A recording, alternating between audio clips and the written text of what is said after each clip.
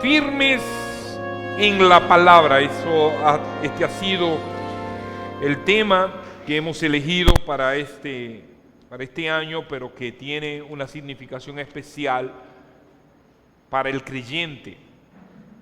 En las 2 semanas anteriores hemos estado tratando cómo el apóstol Pablo nos insta a mantenernos firmes ante los ataques inminentes de nuestro enemigo, un enemigo común que tenemos todos los cristianos que se llama Satanás. Y él nos dice que debemos estar firmes y lo hacemos y debemos hacerlo con la vestidura de Dios, la vestidura que viene de Dios, la armadura de Dios, él la llama así, que nos da los elementos necesarios para nosotros poder vencer. Fíjense una cosa, que las fuerzas no vienen de nosotros, sino que vienen de esos elementos que tienen la armadura de Dios para nosotros poder mantenernos firmes cuando vengan los ataques. Decíamos la semana pasada que nuestra lucha no es contra sangre y carne, sino contra toda clase de males espirituales regidos nada más y nada menos que por Satanás. Y el primer elemento que vimos de esta armadura y que nosotros debemos usar contra el enemigo fue el cinturón de la verdad. Y decíamos que debía ser la verdad porque luchamos con un enemigo que es mentiroso. El mismo Señor Jesús dice que Satanás es el padre de mentira, que el diablo es el acusador y es el mentiroso y el acusador contra los hijos de Dios, contra los escogidos de Dios. Y solo el poder de la verdad, que la encontramos tanto en Dios como en su palabra, solamente con ella podemos contrarrestar esos ataques del enemigo. Y lo vamos a ver porque en el siguiente elemento que vamos a estudiar debe estar muy bien unido a la verdad, porque Satanás usa mucho esta arma contra los escogidos de Dios. La verdad es la autorrevelación de Dios en nosotros. Es lo que es porque Dios lo declara así, lo hizo así. Toda verdad debe ser definida en términos de Dios, cuya naturaleza, en esencia, es la verdad. Decíamos la semana pasada que Dios Padre es Dios de verdad, como declara el salmista en el Salmo 31, y lo declara Isaías en el capítulo 65 y el versículo 16. Jesucristo está lleno de gracia y de verdad, como dice Juan 1:14. De hecho, en el versículo 6 de Juan 14, versículo 6, dice que Él es la verdad. No solamente que Él tiene la verdad, sino que Jesús mismo es la verdad. El Espíritu Santo es declarado como el Espíritu de verdad. Y el apóstol Pablo también llama a las Escrituras como la palabra de verdad.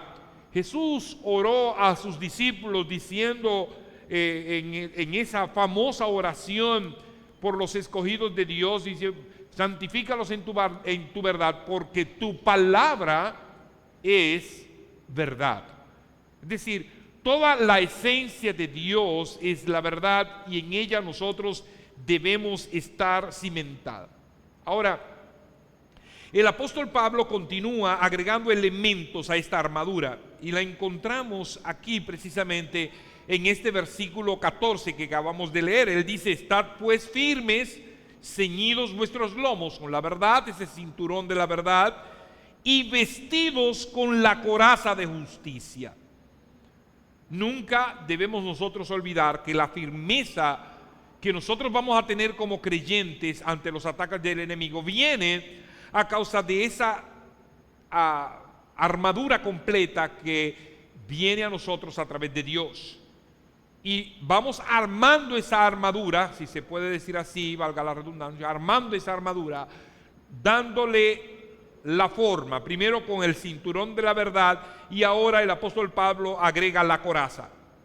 estudiando acerca de este elemento de la armadura en el soldado romano, en el cual el apóstol Pablo se inspiró. Recuerden que la carta a los Efesios él escribe cuando aún está preso y veía a los soldados constantemente. Además, eran tiempos convulsos, eran tiempos donde los soldados siempre estaban en la calle, y Pablo seguro vio muchos soldados cuando regresaban de la guerra también, y veía a ellos con esas armaduras completas cuando iban a la guerra. Por lo tanto, esta armadura incluía la coraza, y esta coraza consistía en una armadura rígida, dice el diccionario que encontramos, para proteger el torso de un soldado o guerrero.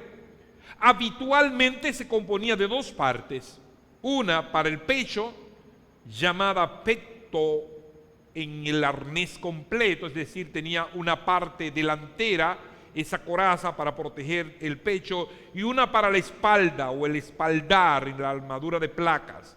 Aunque también, como en el caso de una denominada lórica segmentada romana, tenía refuerzo tanto en el costado como en el cuello, también para proteger el deltoides y las hombreras. Es decir, la coraza era el elemento más grande de la armadura de un soldado, porque tenía que proteger la mayor parte del cuerpo del soldado contra los ataques del enemigo. ¿Qué protegía esta coraza? Bueno, los órganos vitales, como el corazón. Entraba la espada en el corazón y ya terminaba la guerra, o terminaba el soldado, moría, ¿verdad? Pero podía ser herido mortalmente al hígado, a los pulmones, a los riñones. Es decir, toda esta parte en el abdomen contienen los elementos, tanto en el pecho como en el abdomen están los órganos vitales de un ser humano, y la espalda también, con los riñones y los pulmones. Por lo tanto, esa coraza tenía esa característica. Esta coraza era tan esencial, a pesar de que tenía unos elementos que pesaban mucho para el soldado. Era usado materiales que protegieran, por tanto eran metal, eran a veces cueros muy duros que usaban para que no penetrara la espada o penetrara la lanza, que era, valga la redundancia, lanzada desde lugares lejanos o de grandes distancias. Y entonces el soldado debía estar protegido. Estar protegido porque, recuerden ustedes, eran ataques hombre a hombre, eran ataques personales. Por lo tanto, este soldado siempre debía estar protegido. El apóstol Pablo apunta a esa coraza que protege entonces al cristiano de los ataques de un enemigo que sabe cómo atacar. Recuerden, yo decía una palabra en el sermón anterior y decía que era una batalla sin campal. Se supone que debe decir una batalla campal, ¿verdad? Así se dice. Pero yo usaba el término una batalla sin campal y dije, bueno, dije mal esa palabra. Sin embargo, buscando la definición de campal, una batalla campal es una batalla organizada que se planifica de ambos ejércitos. En el caso de nosotros, precisamente, es una campaña sin campal, porque Satanás te ataca cuando tú menos lo esperas. Lo dije mal, pero quedó bien, ¿verdad? Entonces es interesante cuando nosotros podemos ver que el enemigo que nosotros tenemos, debemos protegernos de él, porque no sabemos en qué momento él nos va a atacar. Y fíjense cómo usa el apóstol Pablo esta coraza en la armadura para el cristiano como la coraza de justicia. Luego que nosotros tenemos el cinturón de la verdad para contrarrestar la mentira del enemigo, nada más importante como la justicia. Nosotros vivimos en un mundo de injusticias, de mucha inequidad, donde no se juzga rectamente, donde la maldad se ensaña sobre los más desvalidos, sobre los que tienen menos o nada, y prevalece el poder del más fuerte, el que tiene autoridad y la usa abusivamente. Vivimos en un mundo caído, en un mundo de maldad, donde la gente no actúa con rectitud. Por lo tanto, Satanás va a usar esa debilidad en el creyente cuando no actúa con justicia, cuando no actúa con rectitud, cuando no actúa correctamente. El apóstol Pablo apunta a una justicia que se iguala a una vida de santidad. Es decir, podemos afirmar que la coraza de justicia implica un reforzamiento de nuestra manera de actuar ante un mundo injusto, un mundo que se inclina hacia el mal. Es necesario entonces apelar a la coraza de justicia ante los ataques del enemigo que tratará de dañar nuestro corazón regenerado. Recuerdan ustedes que nosotros hemos sido justificados por Cristo, y la justificación implica hacernos justos, hacernos santos delante de Dios, y Satanás va a querer romper eso que ya fue hecho en nosotros. Eso que Dios hizo a través del Espíritu Santo en nosotros, que nos ha regenerado, que nos ha hecho nueva criatura. Eso que nosotros entendimos y que el apóstol Pablo enfatiza constantemente, de modo que si alguno está en Cristo, nueva criatura es, las cosas que viejas pasaron. Y Satanás agarra eso. Dice, esas cosas viejas yo las voy a volver a recordar. Y eso es lo que hace Satanás. ¿Qué es lo que tú te estás alardeando de que tú eres un santico? ¿Y lo que tú hacías antes? ¿Y qué es lo que tú te crees que tú eres muy perfecto? Y las cositas que tú haces escondidas ahí. Y Satanás va a estar constantemente martillándote y recordándole lo que tú fuiste. Por eso es que el apóstol Pablo dice que nosotros usemos la coraza de justicia.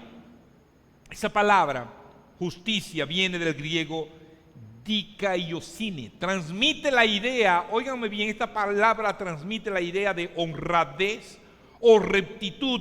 Implica la existencia de una norma o patrón que determina lo que es recto. Satanás sabe que el ser humano, como dicen las Escrituras, es de continuo el mal. Que el ser humano no sabe hacer lo bueno, que se niega a hacer lo recto delante de Dios. Él sabe además que proféticamente Dios iba a hacer un nuevo corazón en el ser humano, como nosotros leemos en Ezequiel capítulo 11 versículos 19 y 20. Él dice, y les daré un corazón y un espíritu nuevo pondré dentro de ellos, y quitaré el corazón de piedra de en medio de su carne, les daré un corazón de carne, para que anden en mis ordenanzas y guarden mis decretos y los cumplan, y me sean pueblo y yo sea ellos por Dios. Y esto no le agrada a nuestro enemigo, y sus ataques van a estar dirigidos contra todo aquel que hace lo recto, todo aquel que actúa con justicia en esta tierra. El que quiere parecerse a Dios en la manera de actuar, Satanás lo va a atacar para que tú flaquees, para que tú caigas. Al querer nosotros parecernos a Dios en esa manera de actuar, en ese Dios que actúa con justicia, no solamente que actúa con justicia, la justicia es uno de los atributos de Dios. Dios es un Dios justo, es un Dios que actúa con justicia. Wayne Grudem, en su teología sistemática, describe la justicia de Dios, ese atributo de Dios, diciendo: la rectitud de Dios es el concepto de que el Señor siempre, oiga bien, siempre actúa de acuerdo a lo que es correcto, y es en sí mismo la norma suprema de lo que es recto. Encontramos en las Escrituras que Abraham apela con éxito al carácter recto de Dios cuando dice: tú eres el juez de toda la tierra, ¿no harás justicia? Moisés dice, todos sus caminos son justos, Dios es fiel, no practica la injusticia, Él es recto y justo, en Deuteronomio capítulo 32 y el versículo 4. Dios mismo dice, yo el Señor digo lo que es justo y declaro lo que es recto, en Isaías 45, 19. En virtud de su rectitud, entonces, Dios tiene que tratar a las personas de acuerdo a sus actos. Él nos va a juzgar de acuerdo a cómo nosotros actuamos. Si actuamos bien, nos va a guiar hacia el bien. Si actuamos mal, nos va a castigar. Porque Dios es un Dios justo. Aun cuando Dios envía a su Hijo Jesucristo para pagar la pena por nuestros pecados, Él estaba actuando con justicia porque Él había determinado que todo hombre que pecare iba a ¿qué? A ser condenado, iba a ser lanzado al infierno, iba a morir irremisiblemente. Por lo tanto, al Él enviar a su Hijo, ese Hijo iba a asumir nuestra culpa para Él poder justificar el castigo. Eso es interesante. Cómo tenemos un Dios que actúa en justicia. Es por esto que el apóstol Pablo abunda en relación a este aspecto de la justicia. En Romanos 6, 2 y 3 dice: no reine pues el pecado en vuestro cuerpo mortal, de modo que lo obedezcáis en sus concupiscencias. Ni tampoco presentéis vuestros miembros al pecado como instrumento de iniquidad, sino presentaos vosotros mismos a Dios como vivos de entre los muertos, y vuestros miembros a Dios como instrumento de justicia. ¿Qué está pasando aquí? Cuando un creyente que dice ser creyente tiene una vida alejada de los principios, de lo establecido por Dios, de sus normas, Satanás nos va a atacar muy fácilmente porque estamos debiluchos, no estamos usando esa coraza que nos protege de los ataques del enemigo. Satanás sabe cuándo atacar. Y cuando tú estás desprotegido de esa coraza, lo que quiere decir que tú estás en pecado, que tú estás teniendo vida, que dices que eres cristiano, pero tu vida es contraria a lo que dices. Hay pecados ocultos en ti. Hay actuaciones en tu vida que desdicen de que realmente tú eres un hijo de Dios, que has sido regenerado, porque se supone un creyente debe constantemente tener una vida de santidad. Una vida que se iguale a Dios en cada cosa que hace, que lleguemos a la estatura de la plenitud de Cristo en cada uno de nuestras maneras de accionar en este mundo. Eso no es fácil. Por eso es que constantemente el apóstol Pablo apela a que nosotros usemos la coraza de justicia. En Romanos capítulo 14 y el versículo 17 dice: porque el reino de Dios no es comida ni bebida, sino justicia, paz y gozo en el Espíritu Santo. No son las cosas alrededor, sino una vida de justicia constantemente que nosotros debemos vivir. Y cuando habla de justicia, habla de santidad.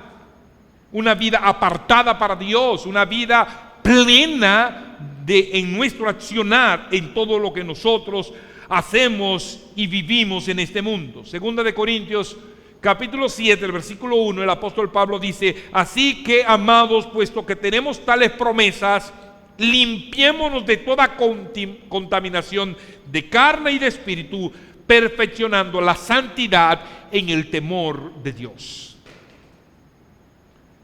Esto es una lucha constante que tenemos como creyentes. El ser cristiano no es cosa de un día, no es cosa de una hora o de un momento histórico cuando vengo a la iglesia. Cuando yo vengo a la iglesia, yo soy cristiano y yo soy muy santo y yo soy muy perfecto, y la gente me ve como una persona muy devota porque yo voy a la iglesia, porque yo participo de la iglesia, porque yo traigo mis diezmos y mis ofrendas, porque yo en los tiempos de oración no me pierdo, porque yo leo mi Biblia. Pero es más que eso.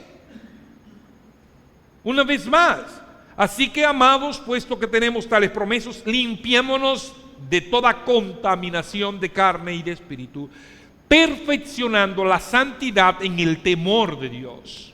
Si no hay un temor de Dios, nosotros vamos a vivir una vida paralela, una vida que refleja que nosotros realmente no hemos sido transformados. Hay personas que tienen una doble vida, que son una cosa en la iglesia y son otra fuera de la iglesia. Nuestro accionar implica andar con la armadura de Dios. Esa coraza nos impide contaminarnos, ser atacados por el enemigo. El enemigo te va a mandar lanzas, te va a mandar espada, te va a mandar todo que pueda penetrar y atacar tu corazón. Ese corazón que ha sido regenerado, ese corazón que ha sido cambiado, ese corazón que ha sido transformado por poder del Espíritu Santo, Satanás quiere atacarlo de nuevo. Satanás se va a aprovechar del creyente que vive una vida alejada de la justicia. Si no tienes esa coraza de justicia, si no vives en santidad, Satanás atacará y te afectará a ti. Y lo peor que tiene es que cuando te afecta a ti, afecta a toda la grey. ¿O usted no ha escuchado? Y ese es miembro de esa iglesia. Por eso es que yo no voy a esa iglesia. Porque si ese miembro de esa iglesia y es un vagabundo, ¿cómo serán los demás? Fíjense cómo Satanás usa esa arma poderosa para atacarnos. Cómo nosotros actuamos refleja el daño que nosotros nos estamos haciendo a nosotros mismos y haciéndole daño al cuerpo de Cristo, que es la iglesia. Al ser parte de un cuerpo, yo no puedo decir, yo voy a hacer lo que yo quiero. No, no puede ser. El mismo apóstol Pablo dice, le puede decir la oreja a la cabeza que no quiere oír. No, la cabeza está ahí y él va a actuar de acuerdo a como su cerebro le indique. Y el cerebro para nosotros es Cristo como cabeza. Y él nos indica lo que debemos hacer. Mi dedo, cuando yo muevo este dedo, no es que el dedo quiere hacerlo, es que mi cerebro le da información al dedo para que lo mueva. Si yo no quiero mover la pierna y el cerebro dice muévela, aunque yo no quiero moverla, mi cerebro está diciendo mueve esa pierna. Todo está ahí. ¿O usted no se ha dado cuenta que hay personas que pierden la sensibilidad en determinado cuerpo? El problema no está ahí. El problema está aquí. Tuvo un derrame cerebral. ¿Y cómo un derrame cerebral le afectó a una pierna, le afectó a un brazo, le afectó a un área específica? Porque el problema no está en la pierna, no está en el brazo, no está en ninguna área, está aquí. El problema es que cuando Dios nos está dando guía a nosotros, estamos afectando. Y cuando nosotros hacemos algo mal, estamos afectando ese guía. Contristamos el Espíritu Santo de Dios en nuestro interior y dañamos muchas veces también todo el cuerpo. Debemos quedar con este pasaje en nuestros corazones. Proverbios 4:23 fue el pasaje que le leí a James la semana pasada cuando lo despedíamos. Sobre toda cosa guardada, guarda tu corazón, porque de él mana la vida. ¿Cómo está nuestro corazón? Un corazón regenerado, un corazón que ha sido cambiado, que debe ser regido por el Espíritu Santo de Dios y que debe tener la coraza de justicia constantemente, porque los ataques del enemigo son constantes todos los días, diariamente. Él no tiene descanso y va a buscar la manera de atacarnos y afectarnos. ¿Cómo está tu vida? ¿Cómo está tu vida diaria? ¿Cómo está tu relación con Dios? ¿Cómo están tus pensamientos? ¿Cómo está tu andar? ¿Cómo está tu accionar en tu trabajo, en tu escuela, en la universidad, con tus vecinos? ¿Cómo está tu accionar? ¿Cómo la gente lo ve? ¿Estás usando la coraza de justicia? Para vivir en este mundo es necesario usar la coraza de justicia, porque constantemente nos vamos a contaminar. si no usamos la coraza. Vamos a estar a expensas de los ataques de Satanás. Porque la persona que está a nuestro lado va a pecar. Porque nuestro jefe va a pecar.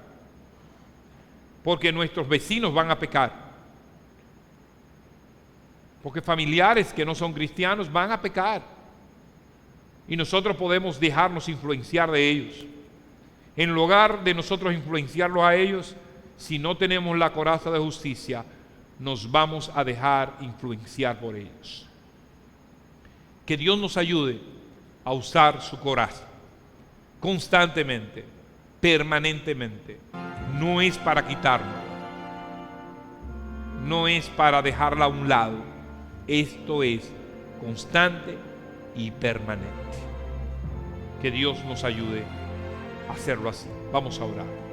Padre, gracias te damos en esta hora. Gracias por el privilegio que nos das de poder ser tus hijos y que nos des la protección adecuada cuando lo necesitamos. Ayúdanos a usar esa protección, Señor. Ayúdanos a no mantenernos al margen de lo que tú quieres para nuestras vidas, porque nos perjudicamos cuando lo hacemos, cuando nos alejamos, cuando no nos dejamos guiar adecuadamente. Perdónanos, Señor, si hemos dejado a un lado la coraza de justicia, si hemos dejado a un lado el cinturón de la verdad. Ayúdanos a aplicarlo a nuestras vidas cada día para ser de bendición, para nuestra propia vida y para los que están a nuestro alrededor y para tu iglesia. Honramos tu nombre y te damos gracias, Señor, en el nombre de Jesús. Amén y amén. Dios le bendiga mucho.